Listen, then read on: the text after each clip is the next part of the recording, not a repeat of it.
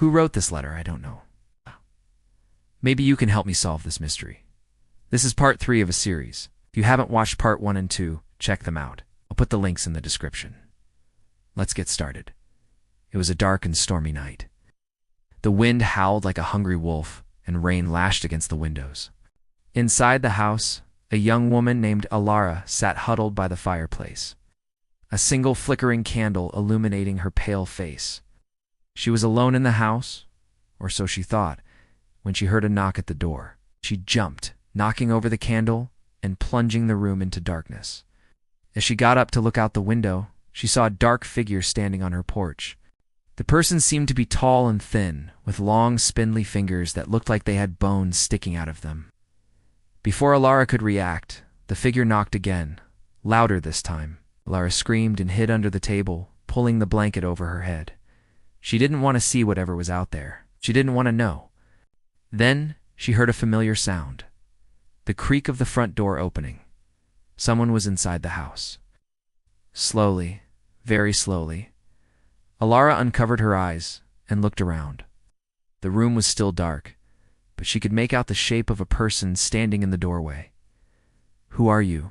she whispered, her voice shaking. The figure took a step forward. "I'm here to deliver a message," he said. His voice was raspy and dry like the leaves that had fallen from the trees outside. "A message," Alara echoed, her eyes wide with fear.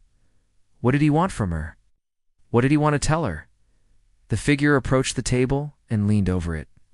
He was even taller than she had thought, his face pale and gaunt, his eyes dark and fathomless.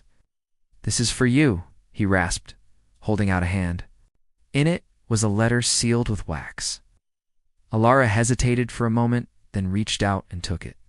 As she did, the figure vanished, leaving Alara alone in the darkness with the letter and the flickering candle. The wax was still warm. When she touched it, Alara's hands trembled as she broke the seal and unfolded the letter. Inside, written in a spidery script, were the words, "Meet me at midnight in the old church. Come alone. Bring the amulet." Alara's heart pounded in her chest. Who was this messenger? Had he come to her in the middle of the night?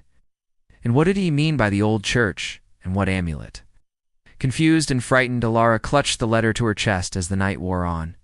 At midnight, she found herself standing in front of the old church, its dilapidated walls looming over her like a tombstone. The wind howled and the rain poured, and Alara couldn't help but feel that she was being watched. She stepped into the darkness. She knew that she was about to learn the truth behind the letter and the mysterious messenger. But was she ready for what she would find?